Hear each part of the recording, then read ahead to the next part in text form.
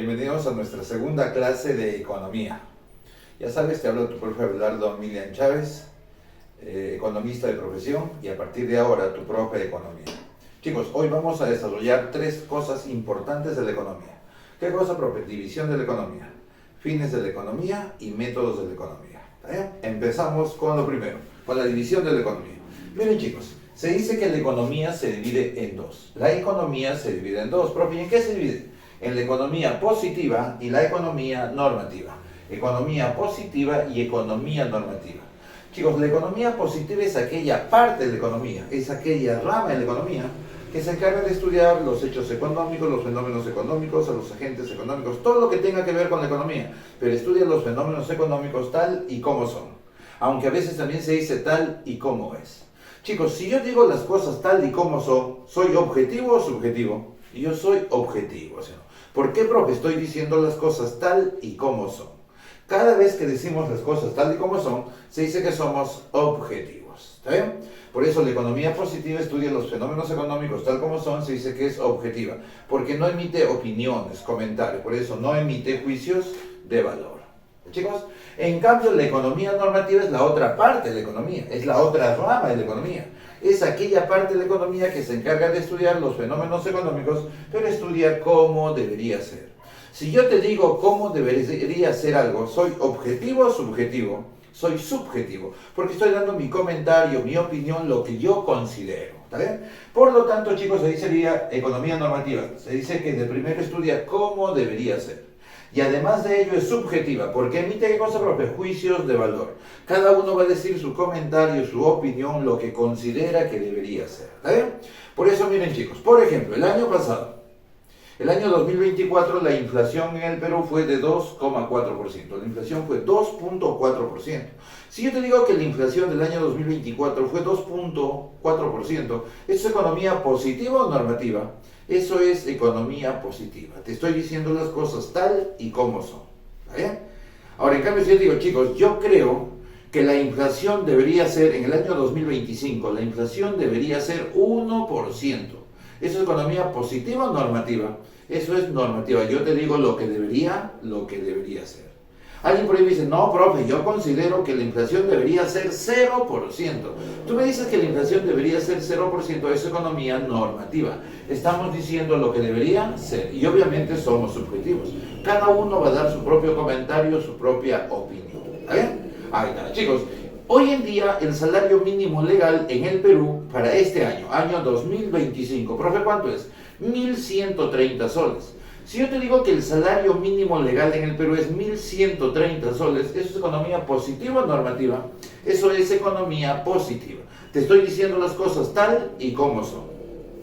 En cambio, chicos, si yo les digo, el gobierno debería incrementar el salario mínimo legal a 2.000 soles. ¿Es economía positiva o normativa? Eso es economía normativa. Te estoy diciendo lo que debería ser. O sea, cada vez que tú escuchas la palabra debería o cada vez que tú leas la palabra debería, ¿qué significa?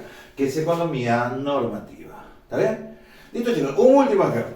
En el Perú, el IGB es 18%. El impuesto general a las ventas que se aplica en el Perú, 18%.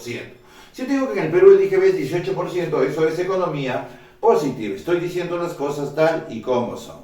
Pero si yo les digo, señores, el Ministerio de Economía y Finanzas debería disminuir el IGB de 18% a 15%. Eso es economía normativa. Te estoy diciendo lo que debería ser. ¿Estamos de acuerdo? Esa es la gran diferencia. La economía positiva, las cosas tal y como son. Mientras que la economía normativa estudia cómo debería ser. ¿Está bien? Listo, chicos. La economía positiva a su vez se divide en dos. Y se divide en la economía descriptiva y la teoría económica.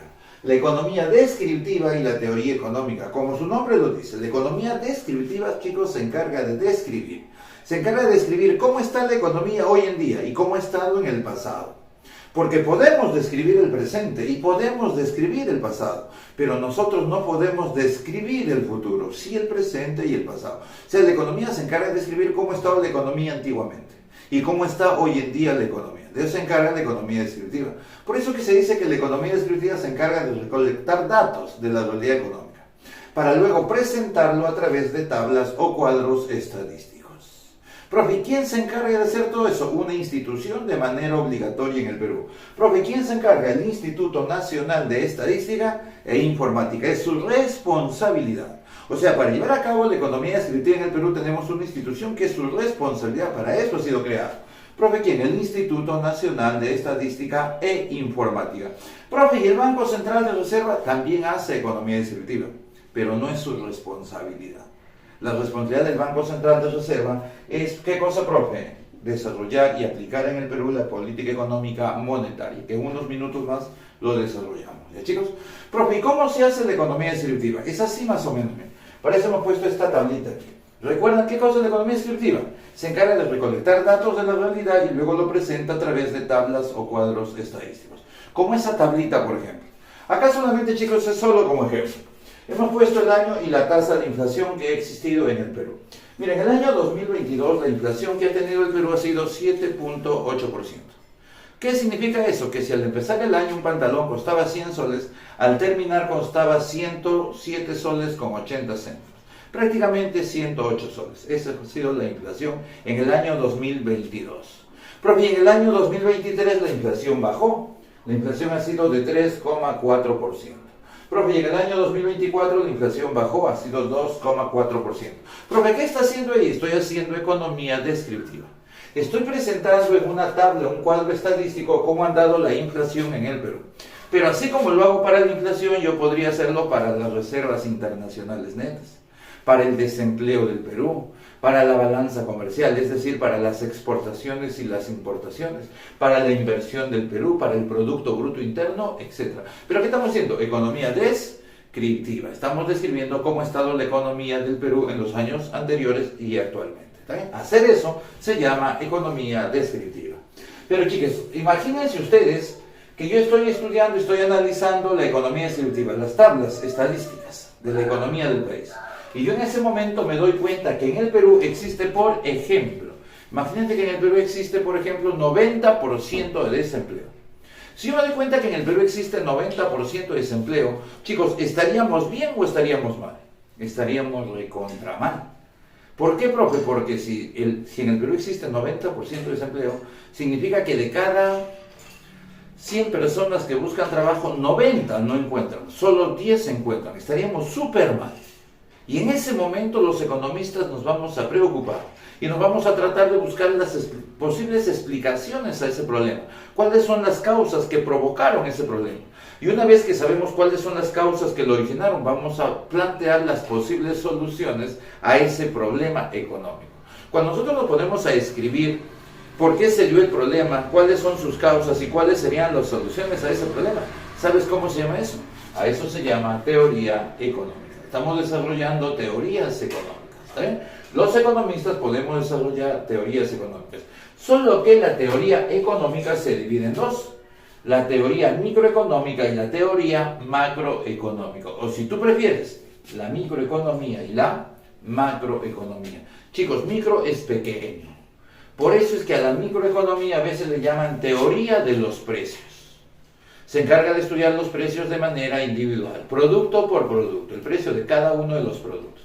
Profe, la macroeconomía le llaman teoría de los agregados económicos. Profe, ¿cómo de los agregados? La suma de todo. O sea, vamos a ir sumando el precio de todos los productos. Si hablamos de la producción de una empresa, sería micro. Pero la macro, ¿qué sería? Agregado, o sea, hay que sumarle la producción de todas las empresas de todo el país. ¿Eh? Por eso la micro realiza un estudio individual. Estudia los agentes económicos de manera individual y la macro estudia los agentes económicos de manera global, todo en conjunto. A veces nosotros en economía hacemos la analogía. Si la micro estudia un árbol, ¿qué estudiará la macro? A todos los árboles juntos. Por eso decimos que la micro estudia al árbol y la macro estudia al bosque. Recuerda, solo es una analogía, ¿está bien? O sea, la micro estudia uno por uno y la macro estudia a todos en conjunto. ¿Estamos de acuerdo? Entonces recuerda, la microeconomía realiza un estudio individual uno por uno y la macro realiza un estudio global o agregado. ¿Estamos de acuerdo? Por ejemplo, chicos, el precio de un producto, ¿quién lo estudia? La micro. La inflación en el Perú, la macroeconomía. Todos juntos. La inversión de Coca-Cola, ¿quién lo estudia? La micro, porque es la inversión de una sola empresa. La inversión nacional, la macroeconomía. La producción de Bacus, ¿quién lo estudia? La microeconomía es la producción de una sola empresa. Y la producción nacional, la macroeconomía. Solo que a esa producción generalmente, ¿cómo le llamamos más en el Perú? El Producto Bruto Interno. O sea, el Producto Bruto Interno, ¿quién lo estudia? La macroeconomía. Y la producción de una empresa, la microeconomía. El consumo de una familia lo estudia la micro. El consumo nacional lo estudia la macroeconomía. La demanda de un producto lo estudia la micro. La demanda agregada, o sea, la demanda de todo lo estudia la macroeconomía. La micro estudia uno por uno y la macro todo en conjunto. ¿Está bien, chicos? Ahí está. Chicos, la microeconomía tiene su padre. Profe, ¿quién es el padre de la microeconomía? El señor Alfred Marshall. Y Alfred Marshall, profe, él aparece durante la doctrina neoclásica. Alfred Marshall es un neoclásico. O sea que la microeconomía se desarrolló ¿en qué doctrina? En la doctrina neoclásica. Y el padre de la macroeconomía es el señor John Maynard Keynes. Y John Maynard Keynes se considera, ¿qué cosa, profe? El padre de la macroeconomía. Pero él también es el máximo exponente de la doctrina que a propósito lleva su nombre, la doctrina keynesiana. O sea, ¿con qué doctrina económica aparece la macroeconomía? Con la doctrina keynesiana. Y la microeconomía con la doctrina neoclásica. Recuerden, el padre de la microeconomía, Alfred Marshall. Mientras que el padre de la macroeconomía, John Maynard Keynes. Profe, y el padre de la economía, ya nosotros lo conocemos, clase anterior, ¿recuerda? ¿Qué habíamos dicho? Que el padre de la economía, ¿quién era? El señor Adam Smith. Y Adam Smith pertenece a la doctrina clásica. Profe, y el padre de la economía antigua también, ¿recuerda? Hay un padre de la economía antigua. ¿Quién es el padre de la economía antigua? Aristóteles. Es más, existió el primer hombre que habló de economía, cuando publicó Oikonomos. Profe, ese señor es el filósofo Genofonte, ¿sí o no? ¿Está bien? Ahí está dicho. Espérate, hay un padre más, el padre de la economía socialista. ¿Quién es el padre de la economía socialista? El señor Karl Marx, o si tú prefieres, Carlos Marx. Ahí está, listo, chicos.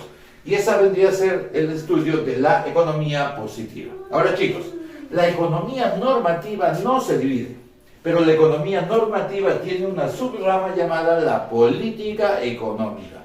Profe, ¿qué es la política económica? Decisiones. La política económica, chicos, son decisiones de carácter económico que se toman en el Estado. A las decisiones de carácter económico que se toman en el Estado, a eso se llama política económica. Ahí está, esa es la política económica. Cualquier decisión de carácter económico que se tome en el Estado se llama política económica. Profe, ¿usted puede hacer política económica? No. Profe, ¿por qué no? Porque yo no trabajo para el Estado.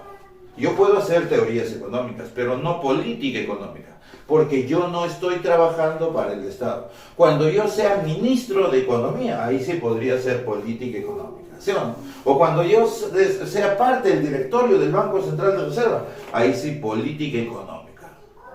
Pero la política económica son decisiones económicas que se toman en el Estado. Eso sí, chicos. Para tomar una buena decisión económica, ¿qué hay que dominar? Debemos dominar teorías económicas. La política económica se basa en la teoría económica. Para poder tomar buenas decisiones hay que dominar las teorías económicas. Y chicos, la política económica a su vez se divide en dos. ¿En qué cosa, profe? La política económica fiscal y la política económica monetaria. Profe, ¿cuál es la diferencia? Acá va la diferencia. Chicos, como son la política económica fiscal, son decisiones de carácter económico, pero que se toman ¿dónde? En el MEF. Profe, ¿qué es el MEF? El Ministerio de Economía y Finanzas. A las decisiones económicas que se toman en el Ministerio de Economía y Finanzas, a eso se conoce como la política económica fiscal. En cambio, chicos, a las decisiones de carácter económico que se toman en el Banco Central de Reserva, se le denomina política económica monetaria. Es decir, la política económica monetaria está a cargo del Banco Central de Reserva del Perú. Hay decisiones económicas que se toman en el Ministerio de Economía y Finanzas y hay decisiones económicas que se toman en el Banco Central de Reserva. Las decisiones del Ministerio de Economía y Finanzas se llama política económica fiscal. A las decisiones que se toman en el Banco Central de Reserva se llama política económica monetaria. ¿Está bien? Ahí está, listo chicos. Y esa es la división de la economía. Continuamos chicos. Miren, también teníamos que analizar, les comentaba, los fines de la economía.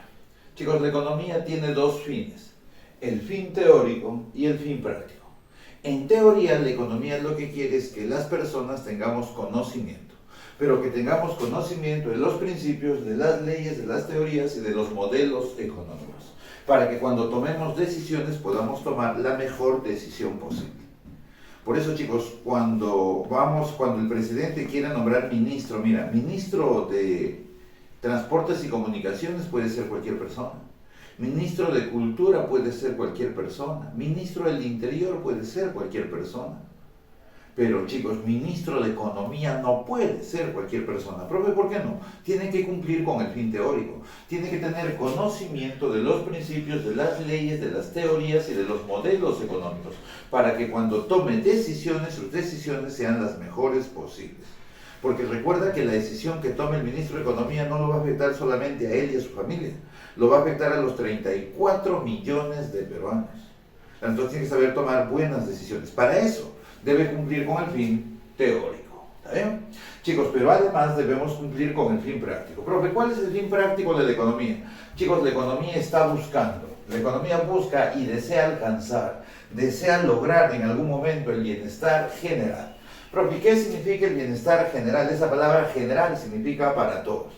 O sea, para que exista bienestar general, ¿qué significa?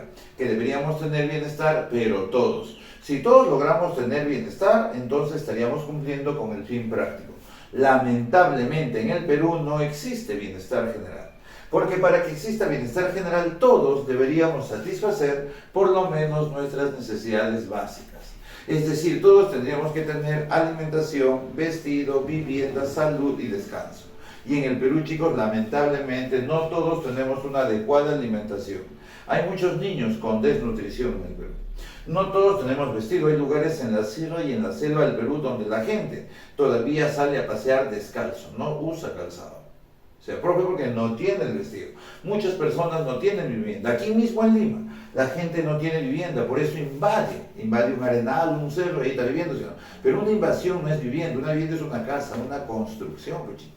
Por lo tanto, en el Perú no todos tenemos vivienda. Uy, salud tampoco. En el Perú, chicos, ir a un hospital es un desastre. Tú vas y sales enfermo del hospital. Profe, ¿por qué? Toda la gente que está en el hospital, la mayoría, casi todos están enfermos. Y están graves, que es lo peor. Profe, porque en el Perú no hacemos medicina preventiva. En otros países, en los países europeos, cuando tú vas a un centro de salud, sabes que no encuentras ni a un enfermo, ni a uno. Profe, ¿por qué no encontramos enfermos? Porque toda la gente que va al establecimiento de salud va a hacer medicina preventiva. Ellos no esperan estar mal de salud para ir a hacer su chequeo médico. Ellos van semestralmente, cada 6 meses, para hacerse su chequeo médico. En cambio, en el Perú, ¿nosotros alguna vez nos hemos hecho chequeo médico voluntariamente? No. Nosotros en el Perú, el peruano va al centro de salud cuando ya está muriendo, ¿sí o no? Claro, porque si tú te da una fiebre, ¿qué hace tu mamá? ¿Qué hace tu mamá? Te da hierbas. ¿Sí o no? Profe, ¿qué te va a dar? Te da quión, te da ajo, te da cebolla, ¿sí o no? Profe, y a otros no le da eso, le da su cañazo, le da sus gotitas de limón para tratar de estar bien, ¿sí?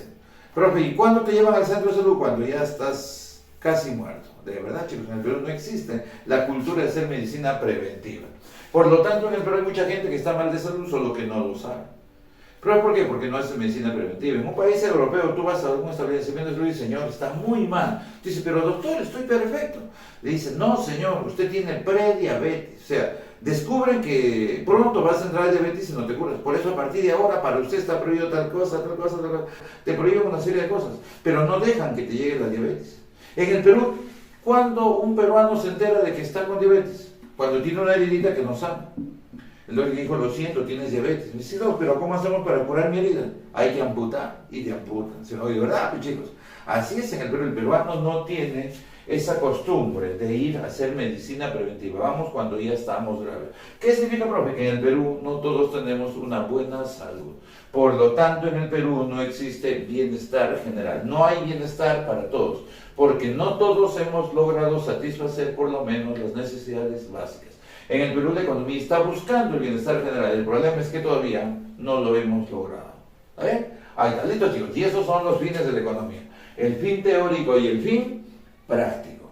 Chicos, pero así como tiene fines la economía, también tiene métodos, los métodos que usa la economía. Chicos, aquí están los más resaltantes. La economía usa el método inductivo. Al método inductivo también se le llama método analítico. Entonces se dice, chicos, que el método inductivo es aquel método que analiza casos particulares para llegar a una conclusión de carácter general, o sea, que va de lo particular hacia lo general.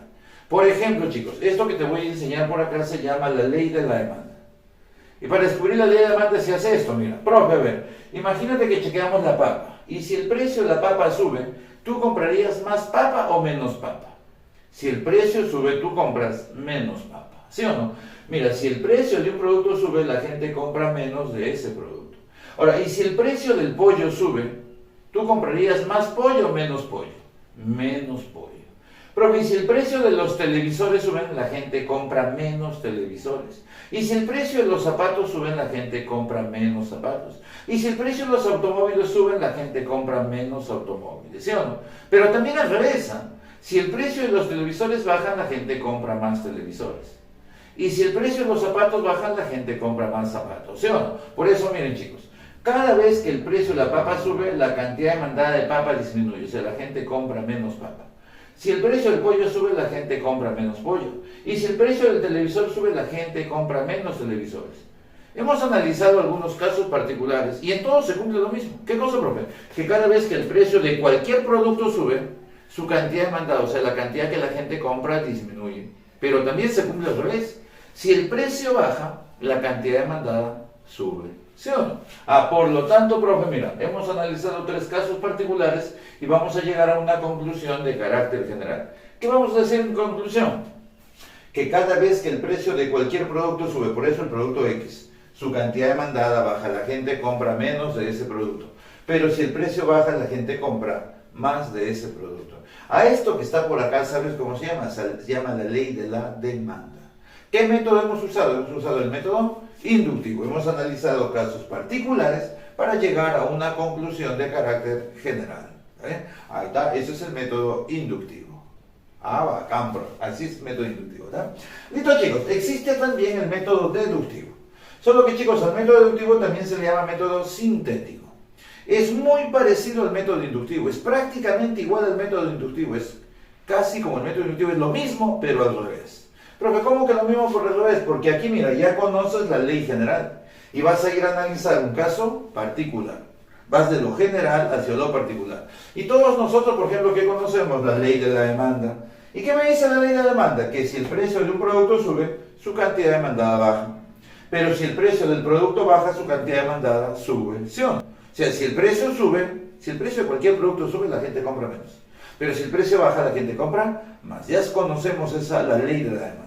Ahora, ¿qué vamos a hacer? Vamos a analizar un caso particular. A ver, profe, por ejemplo, aquí he puesto el precio del pollo. Imagínate que mañana tu mamá te dijo, anda a comprar pollito, y tú vas de compras al mercado. Y si el precio del pollo ha subido, ¿tú qué haces? ¿Compras más pollo o menos pollo? Menos pollo. Pero si el precio ha bajado, tú compras más pollo. ¿Sí o no? O sea, profe, ya sabía, o sea, se tiene que cumplir porque esta es la ley general. Y ahora, ¿qué estamos haciendo? Comprobando que la ley general se cumple. Por eso, chicos, el método deductivo no sirve para descubrir nuevas cosas. El método deductivo es un método más de comprobación, sirve para comprobar si se cumple o no se cumple lo que hemos establecido de manera general, si se cumple la ley general. Recuerda, el método inductivo sirve como un método de comprobación. En cambio, el inductivo nos permite descubrir nuevas teorías, nuevas leyes, nuevos modelos. ¿Saben? Listo, chicos. Esa es la diferencia entre el método inductivo y el método deductivo. Ahora, y luego viene el método dialéctico. Chicos, al método dialéctico también le llaman el método de la triada. ¿Pero por qué triada? Consiste y consta en 3 momentos. A ver, primero, se plantea una tesis. Profe, ¿qué es la tesis? Una afirmación. Luego, ¿qué hacemos? Se plantea una antitesis. Profe, ¿qué es la antitesis? Una negación. Profe, después de la antitesis, ¿qué cosa viene? Lo tercero. ¿Qué cosa, profe? Una síntesis. ¿Qué es la síntesis? Una negación de la negación. Perfecto. O sea que primero es una afirmación, luego es una negación, y luego es una negación de la negación. Claro, si niegas lo que has negado, ¿qué terminamos? En la afirmación. ¿Sí o no? Por ejemplo, Marx utiliza método dialéctico. para sus teorías, para escribir su libro El Capital. Ah, profe, ¿quién fue el primero que, bueno, usó la dialéctica? ¿Cómo que quién? Obviamente Aristóteles. Aristóteles es padre de la dialéctica. Ya sabes tú que Aristóteles es padre de todo. Pero, ahí está listo, chicos. Método dialéctico. Chicos, pero hoy en día hay un método que deben usar todas las ciencias. Y el método que usan todas las ciencias, ¿cómo se llama? Se llama método científico. Es más, cuando ustedes salgan de la universidad, para terminar la universidad vas a tener que elaborar tu tesis, un proyecto, un trabajo de investigación. Y ese trabajo de investigación, ¿qué método vas a utilizar? Evidentemente tienes que usar el método científico. Y miren chicos, el método científico parte de la observación, se encarga de chequear si hay algún problema económico. Después de que has descubierto el problema económico, haces el planteamiento de las hipótesis. Como ya tienes tu hipótesis, ahora ¿qué hay que hacer? Hay que experimentarlo en la realidad, por eso viene la experimentación. Y después de la experimentación viene la conclusión, se llama método científico. Hay textos que dicen que existe el método matemático, el método estadístico, el método histórico, el método psicológico, etc. Lo cierto es que la economía, chicos, se apoya en la matemática para desarrollar las teorías, para demostrar matemáticamente eso que decimos en teoría. Es más, yo siempre he dicho, en la academia, cuando se dicta economía, casi todo es letras, ¿sí o no? Pero en la universidad, 50% letras, 50% matemáticas. Tienes que dominar algo de matemáticas, para que no te genere complicaciones ya durante el desarrollo de tu carrera profesional. ¿Está bien? Ahí está, listo, chicos. Entonces, ahí se utiliza, ¿qué cosa, profe? La matemática. También se usa la estadística. Esos cuadritos que te hemos enseñado hace un momento, ¿qué, profe? En la economía se diría, ¿qué son esos cuadros estadísticos? ¿Sí o no? Profe, ¿qué más? Se utiliza la historia. Claro, porque hay algunos errores que hemos cometido en la antigüedad, errores económicos. Hay que aprender de esos errores para no volverlos a cometer. Por eso uno dice que se utiliza el método histórico, etc. ¿También? Lo cierto es que estos métodos son los más utilizados. Método inductivo, método deductivo, método dialéctico, y hoy en día todas las ciencias utilizan el método científico. ¿Está bien? Listo, chicos. Espero que haya quedado clara la clase. Cualquier consulta, siempre, chicos, me escriben y por ahí yo les puedo contestar alguna de sus dudas. Pero fundamentalmente, chicos, ya saben, suscríbanse al canal.